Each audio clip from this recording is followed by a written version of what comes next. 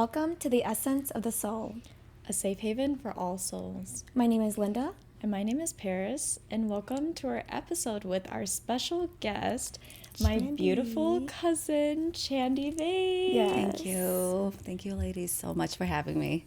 She is a master Reiki healer, and she's here to tell us a little more about her journey, some of her work in the world, and what she likes to do. So we are super excited to have you on for our season 3. Thank you so much to the both of you.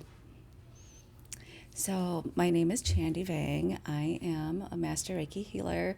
I am also a clinical drug and alcohol counselor and a mental health professional. And so I've combined my lifelong work together, and now I have tried to pursue this journey of healing for so long. I finally have come out about my journey of becoming a master Reiki healer. Mm-hmm. And so I've been doing this for probably about 6 years now, and now I'm teaching it. Yeah, that's amazing. Thank you. Yeah, so thank you for that background.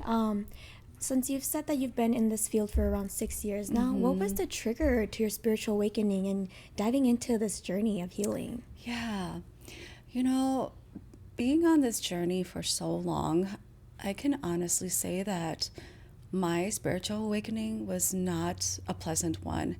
It was a really creepy one, in fact. I was probably about 24, 25 when I moved back home to live with my parents. And when I was staying with them, I used to have a lot of creepy things happen to me. Mm-hmm. It wasn't very pleasant at all. I had a lot of scary instances in my own bedroom where things were being moved or things were being tipped over, or I would get up for work around 6 a.m, get ready, come back, and all my clothes were laid out. And so I just had no clue who was doing this, and I would just try to forget about it, but it was really creepy to me, and I would force my mom to sleep with me. Yeah. I was like a 25-year-old woman having my mom sleep with me because I was so afraid. But I knew something was happening, and at the same time, I was very, very wounded, and I was very depressed.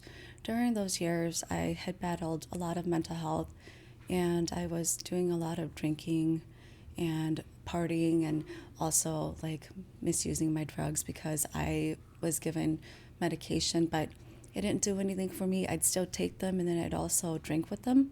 Mm-hmm. And so you should never do that. Don't ever do that. and I'm saying that because I did that, and it only made matters worse for me. My journey wasn't a pleasant one. I repeat that over and over because people think that this journey is all love and light. Yeah. It is not love and light. Get that through your head. Mm-hmm. Okay? Yes. And so I managed to kind of get an insight on what was going on within myself, that I had a lot of demons to work through. And so after that, I went on a 10-year journey of trying to find who I was. I wanted to go back to church. We grew up in the church as children, but we stopped going, and then we converted back to shamanism. And then after that, we decided not to do anything at all. So I had battled religion, spirituality my whole life. And then finally, in my 30s, I was considering getting sober. And when I got sober, it opened up a brand new portal for me. Yeah, wow. I think a lot of people don't realize that sobriety is so amazing when, you're connecting to your spirituality. Yes. People think that, drugs, alcohol, all these things, it kind of brings you this higher source of consciousness, but people don't truly understand when you are truly sober, right, and the amount of spirituality and the amount of cleanliness in your mind, your body, your soul, that it brings to you. So yes, I applaud you for your sobriety journey. Thank you. Yeah, that is one of the biggest obstacles I feel like a lot of us have to go through on our healing journey, because a lot of times, you go through a lot, and what do you use to cope, right? And it's the only thing is substances. Yes. So the biggest thing was for me, getting rid of those substances and learning how to cope with it in a healthy way. Right. So can you share with us how was that journey of sobriety, and what helped you cope during those times? It took me a very long time to figure myself out. I realized that I was numbing myself for so long. All through my marriage, it just continued to exacerbate my mental health, even as a grown adult. And I tried therapy, clinical therapy, and I met with a psychiatrist that prescribed me medications the very first day he met me. And it was as if I was in a movie. He was sitting there, I was sitting here. He had a notebook and he was just doodling while I was talking. It literally was like a cartoon where he was just watching me, taking notes. And then after that session, he just tore a piece of paper and handed it to me and gave me a prescription for antidepressants. Mm-hmm. And I thought that was a cure for me. And so, naive, young, and dumb, I went home. And of course, I filled it. Then I took it. But it actually made me feel number than when I was drinking. Yeah. Yeah, and so it didn't really do anything for me because I felt like, okay, I have the answer in this pill bottle now. Right. I'm going to help myself get better, and this is the ticket. It didn't do anything for me because I realized I feel number than when I'm drinking or partying, or I'm out there numbing myself. And so I knew then this is actually something going on inside of me, like a spiritual awakening of some sort, something beyond my physical needs and my emotional needs right now. And so I started doing breath work and exploring meditation. Yeah. I wasn't serious about this yet at all. I had still been drinking, partying, and doing a lot of things I shouldn't be doing. But during that time, I actually tried to dabble a little bit into meditating. I couldn't sit still ever. And I'm pretty certain that, my anxiety was heightened throughout this whole time because I couldn't be stable or centered ever. Mm-hmm. And so I tried yoga, and that was when I met a white healer. And this was when the field of healing right now was like 0 Hmong practitioners, okay? Right now it's completely saturated. And so back then I had received Reiki from a yoga healer, from a yoga instructor. Yeah. Yeah. And it changed my life. I went to her to do yoga, and I wasn't even taking myself seriously. But she got me into a state of surrender where I was able to relax to the point where my nervous system was completely like calm and normal. And then I realized, oh my God, there's something going on inside of me that she just turned on. And it helped me to see the light because it felt like a literal light just turned on. And then after that, I started going to yoga more often. I started intentionally meditating. I was doing this like between work and school, between partying, between, moving around with my crazy lifestyle, going through all my mental health battles. And it really helped me to just shift from the clinical therapy to the spiritual awakening. That was a mouthful, but that was just one of many things that I did for myself growing up. And it took a lot of willpower on myself to go out and seek that because nobody ever talked about this stuff when I was growing up. Yeah. We didn't talk about any of this. None of my friends, none of us had the tools, the resources. We were all wounded and we were all hurt children just going out there numbing ourselves. Yeah. We didn't have the love, the care, the resources that we needed back then. Right. Yeah, that's something in the Hmong community too, where Right. it's not talked about enough because, our parents and our grandparents, they didn't know what that was. They lived in survival mode all their lives. And so it was normal. And, Right. survival mode gave them a reason to, keep working hard to feed their children, put money on the table. Yeah. But like as the newer generation, we often forget that we don't really need to live in survival mode anymore. We need to learn how to calm those nerves. And so that's just very beautiful that you were able to find that light switch where you were able to finally find peace from within. Yeah. Yeah, and so that leads me to my next question. You mentioned being wounded with, Yes. your friends and growing up that way. When did you consider yourself a wounded healer?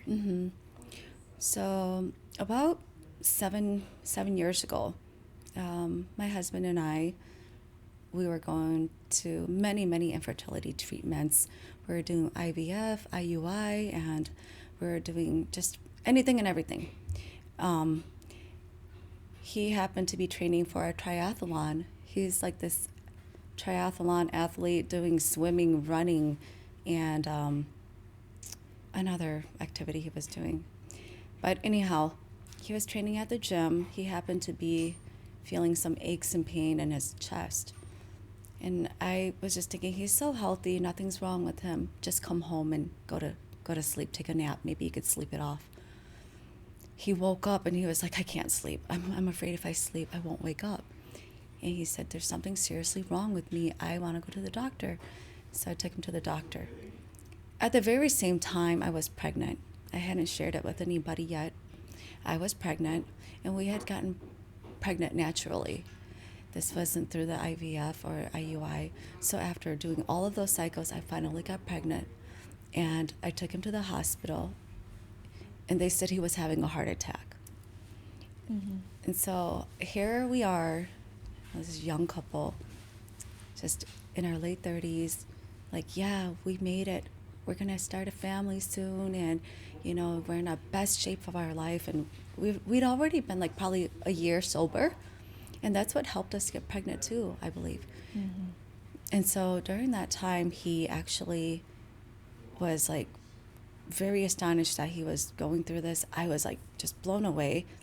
Like, we're having a miracle baby, and, you know, you're having a heart attack. Like, I don't want this to happen. Like, please do the open heart surgery. He had to have open heart surgery so that they can put more bypasses in his heart, because his heart was only operating at 9%. Oh, wow. And so they said if he didn't have open heart surgery, he would die. Mm-hmm. So luckily, he did the surgery, and after that, we came home. We were supposed to go to our appointment to listen to our baby's heartbeat. And we went to our appointment, and they couldn't find a heartbeat. Yeah. So after going through all that, that was actually the breaking point of me being so wounded, on top of all of my childhood trauma, on top of everything I had gone through. That was the breaking point where I'm like, I need to help myself now.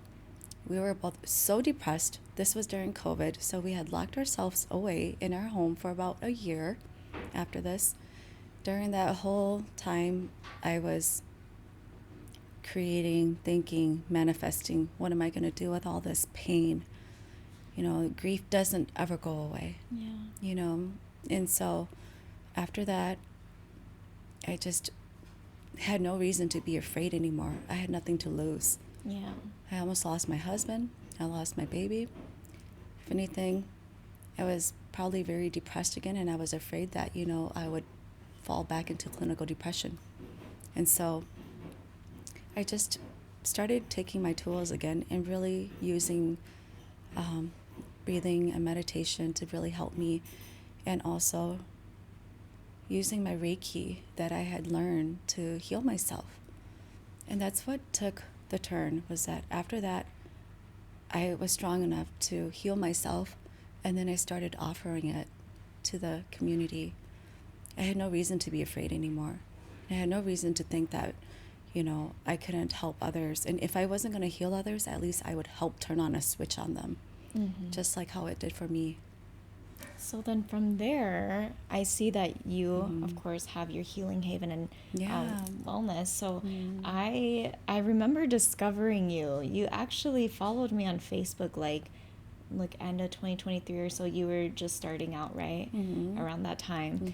And I remember like, oh my gosh, like, who is this? And it was just like a video of like the room. Like you took a video of your room, Reiki healing. And I was like, oh my God, it's so beautiful and everything. And so this whole business that you started and you created, and I saw that you started working more with the community. How has that changed you? And, you know, what does this business mean to you? It means everything to me, honestly.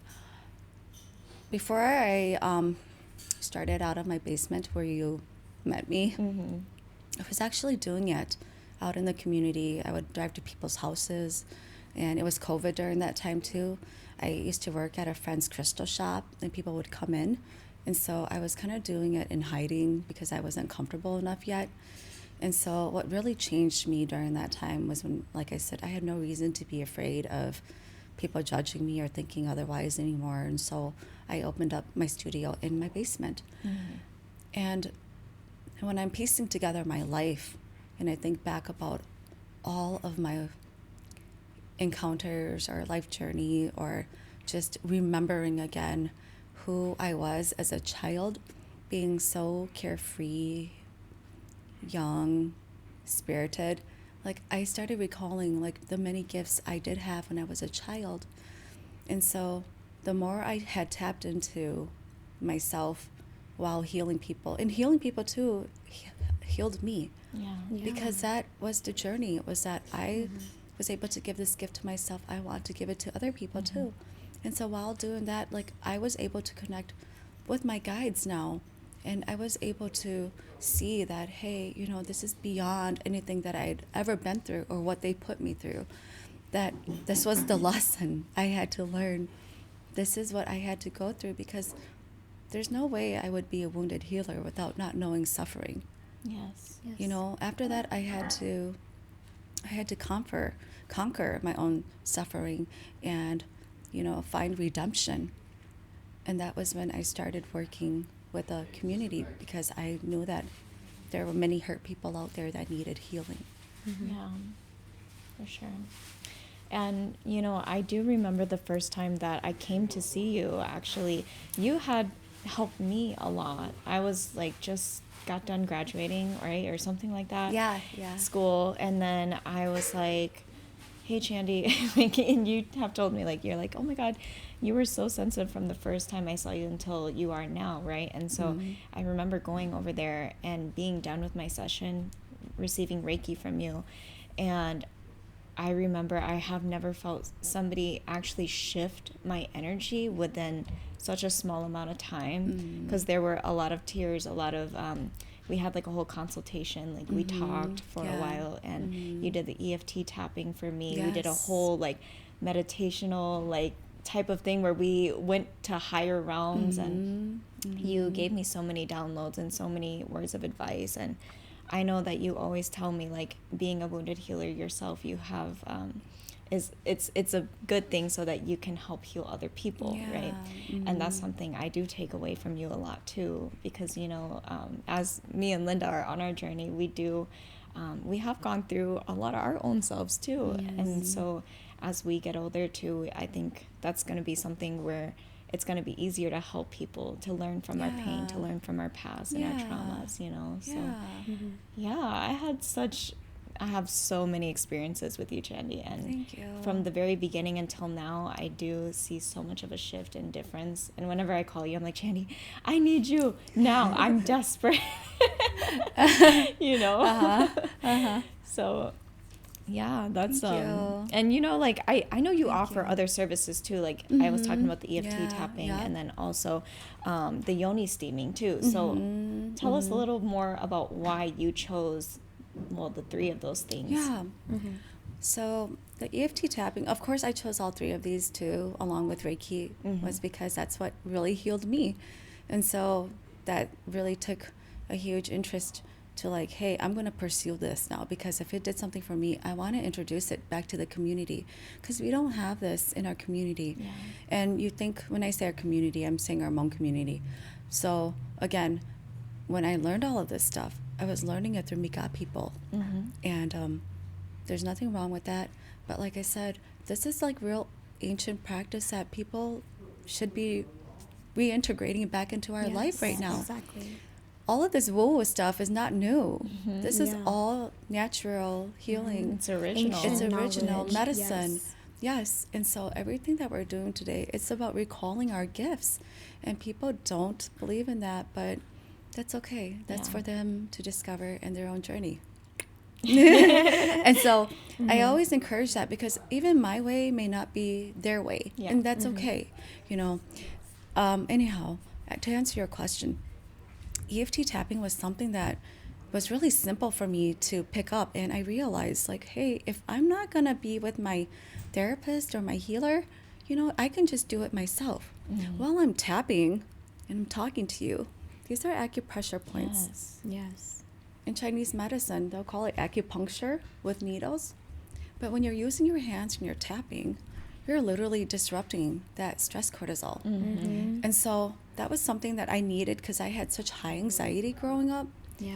And again, it was just medicated. But I superseded the medicine. Yes.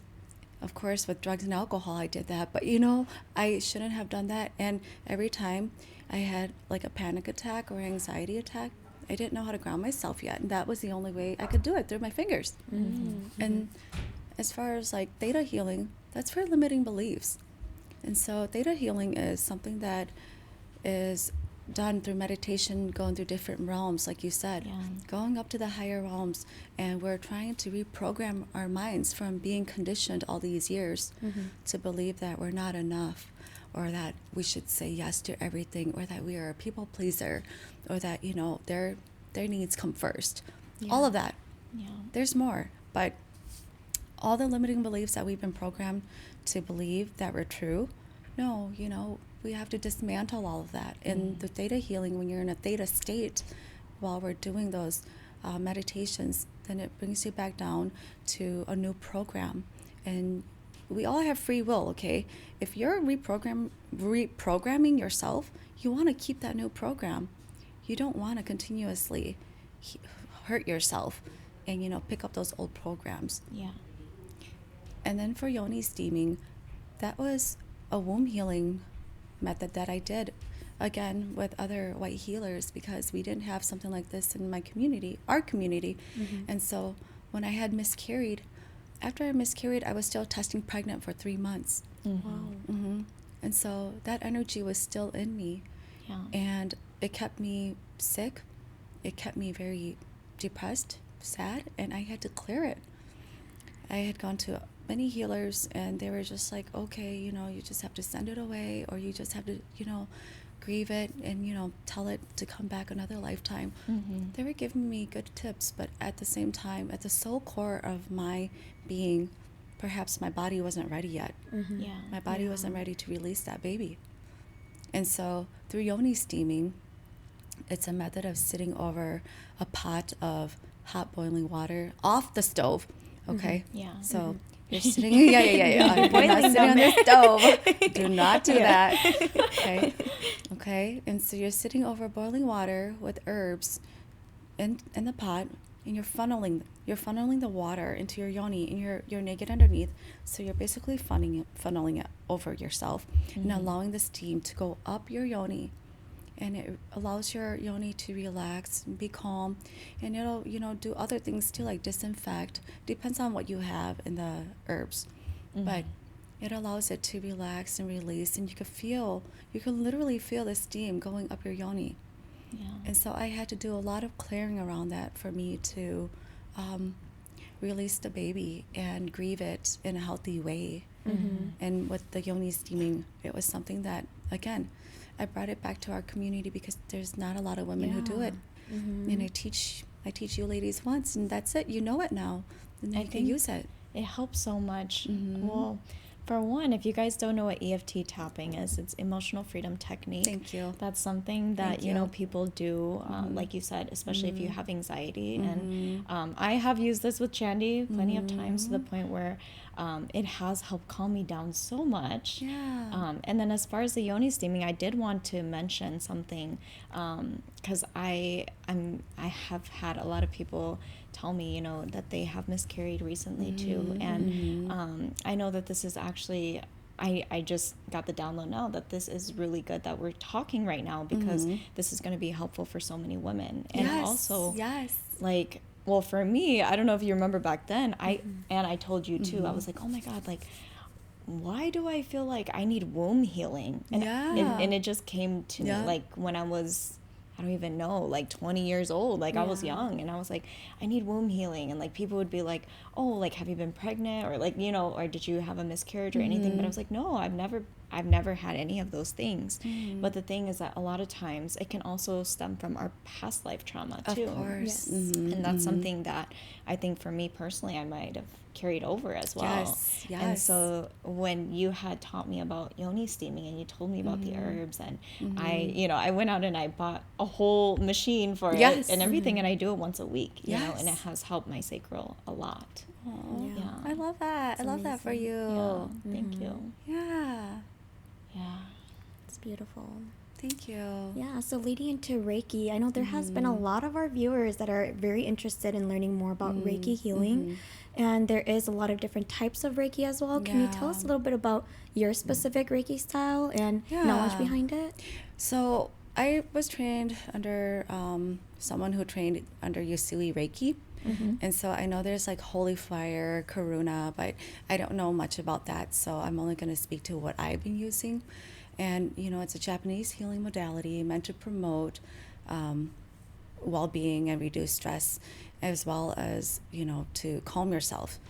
However, I think that because I am working with the Hmong community, and this is kind of like the calling that my guides have led me to do, we are able to create our own style through Reiki as well.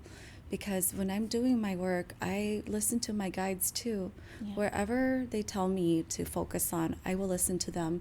And the person gets their own kind of like created treatment guided towards what their energy is calling for. Yeah. And so that's not something that Reiki would teach you. Reiki encourages you, though, to create your own kind of they kind of give you the blueprint, and then they encourage you to follow your intuition. Yes. Okay. Yes. So you're guided to follow your intuition. Nowhere in the book does it says like follow your guides, but for me, and like I said, for us who are very spiritual Hmong people, and like this new generation of awakening people, like we all have so many gifts that we're not tapping into, and so I've learned to incorporate my gifts into my Reiki practice. Yeah, so how did you start learning more about your gifts and tuning into them and also trusting it? Yeah. The trusting it took 40 years, I'll be honest. So, like I said, I've been on this journey for like over 20 years. And finally, like when I did start doing my Reiki practice, I was led by my guides to just open it and people will come. And people started coming. And the more that I helped heal people, I felt like it was a gift given back to me to remember, like you can also receive messages through touching. You can receive messages through your third eye. You can receive messages like through just reading energy. And so the way I started first was I felt I was very empathic. So I was a clairsentient. That's all I felt that I was.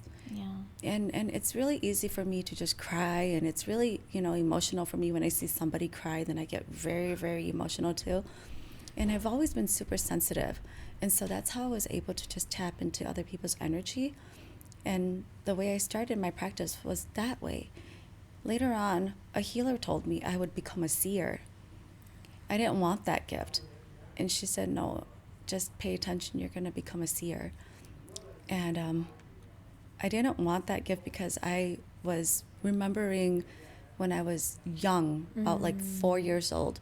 We lived in an old apartment, a very, very old, impoverished apartment where they stuffed a bunch of refugees and immigrants. And I remember one time my mom and I were walking my brother to a bus stop. And as we were walking back, she and I were talking, and I looked up at her, and she turned into like a monster. Her face just morphed into this like this demon. And I just immediately just looked down, because I was just like, okay, if I look away, it'll go away. And then I looked at her again, and it was still there. And I was just like, I'm 4 years old. I don't know how to process this.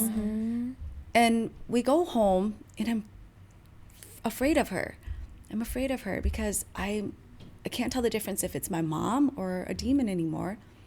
Because I'm 4 years old, okay? Am I going to share this with anybody? No, they're not going to believe me. Exactly. Yeah.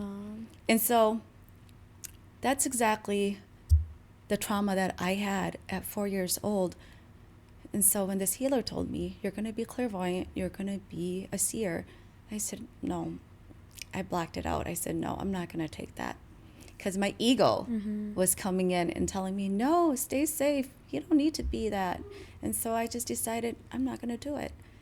But the more I did continue to do my work, the more my third eye opened. And it's wide open now. I'll give healings, and every once in a while I'll see, energy in my room, or I'll feel presence, or I'll feel people from the past come through.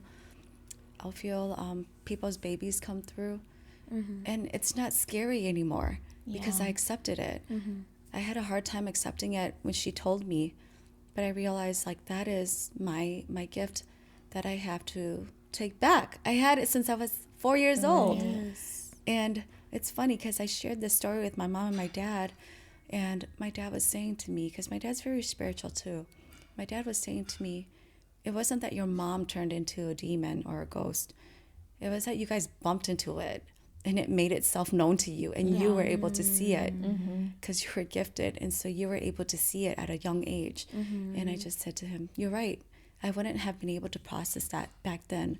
But now that I'm a lot older and I've done a whole lot of healing on myself, now I'm able to remember my gifts, and I'm able to accept it now. And along with that, I realize, the more I tap into my work, the more I do my work, there's strong gifts, and there are, the very, not weak gifts, but, the ones that, you may have or may not have that are not as strong as your primary ones. Yeah.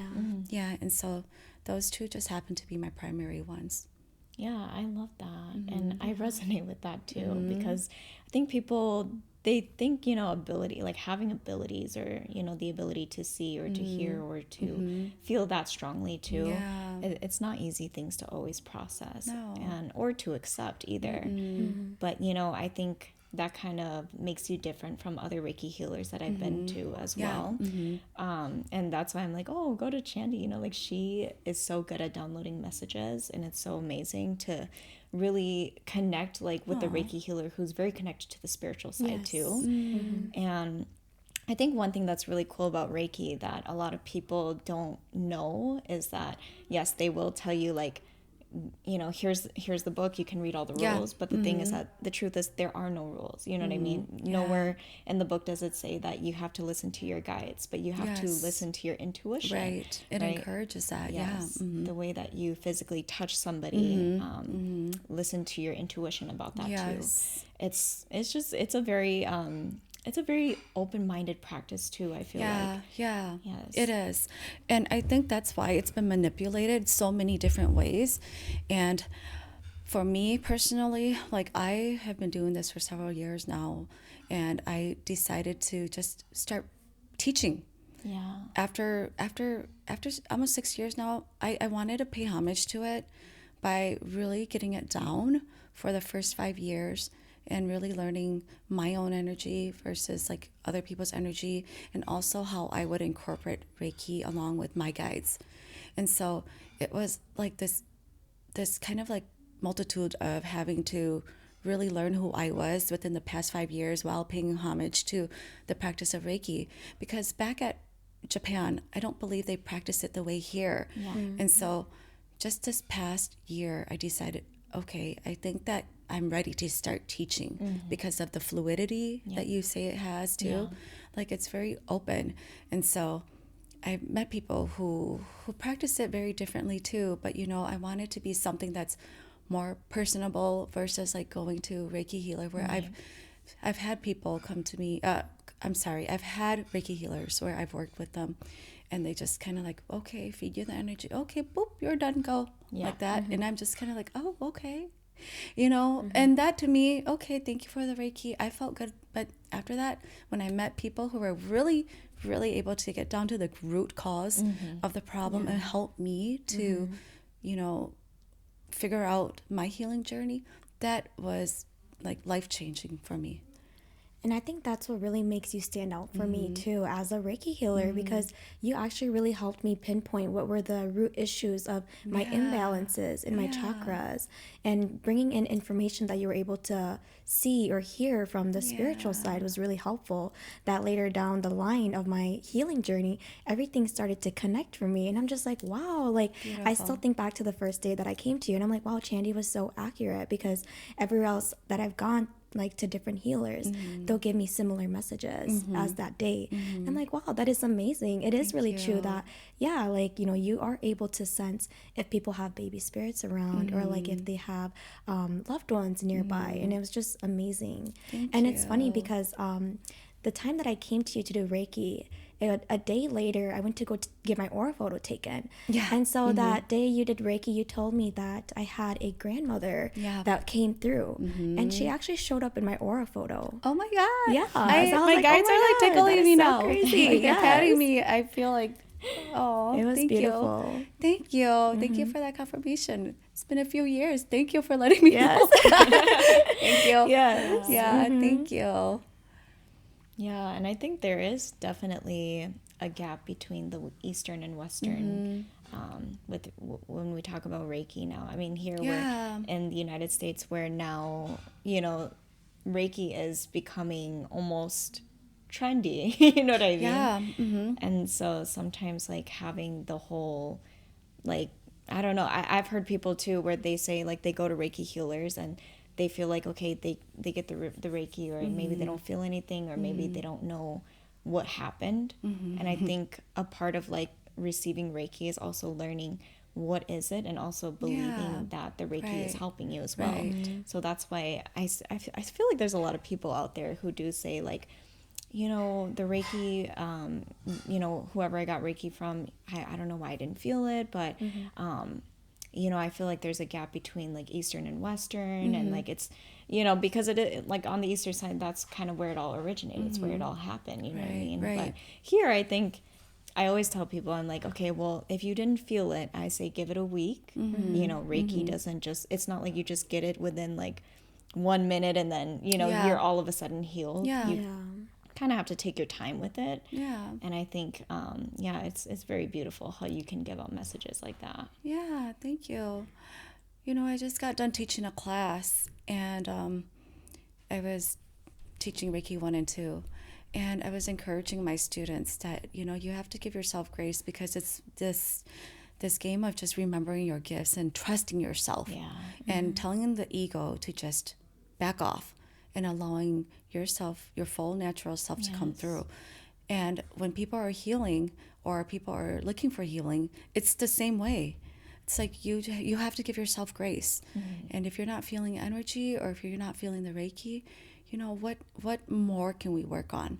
There's a deeper meaning behind that too. You're blocking yourself from something too.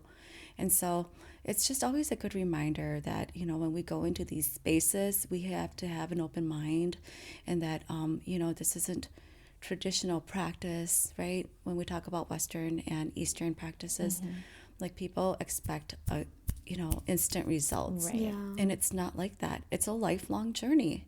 Like, I'm sharing with you all, like, I've been on this for a lifetime, and I just went back to a 4-year-old story. So this is a lifetime journey, and it's about understanding who we are today when we're working in these spaces, or receiving it, or getting healing from other people. It's about, hey, I get to choose, you know, what resonates with me. I have the free will to, you know, take that and leave that, and I will use that to help me heal. And you get to choose that part of you, and that's the beautiful part. And people, they give away so much of their power, really. Like, even if someone comes to me, I don't encourage them to, like, put all your trust in me. I thank them all the time, because I feel like this is my life's mission. I feel like this is a legacy I want to leave behind. And I always restore their power back to them. I tell them, you're the healer here. I'm just here as a conduit for you. I don't want you to give me your power. I want to give it back to you. You run with it. I love that. You always say that to me too. I do. And that is the truth, you know. I do. So I feel that every time I come. Yeah. All right. Thank you so much for sharing your beautiful journey Thank with you, us ladies. and being vulnerable. Yeah. It's been amazing having you here on our podcast with our viewers. You. I know a lot of people have been really wondering about Reiki, so hopefully we were able to give you guys some more information regarding Reiki. Don't forget to check out Chandy Vang. She is a Reiki healer, master Reiki healer. She specializes in EFT and yoni steaming as well. And you can share a little bit of how they can find you, follow you. My socials are Healing Haven and Wellness LLC on Facebook, and also Healing Haven and Wellness LLC on Instagram. Otherwise, if you want to email me, it is healinghavenandwellness@gmail.com. Yes. Thank you. Thank you so much. All right.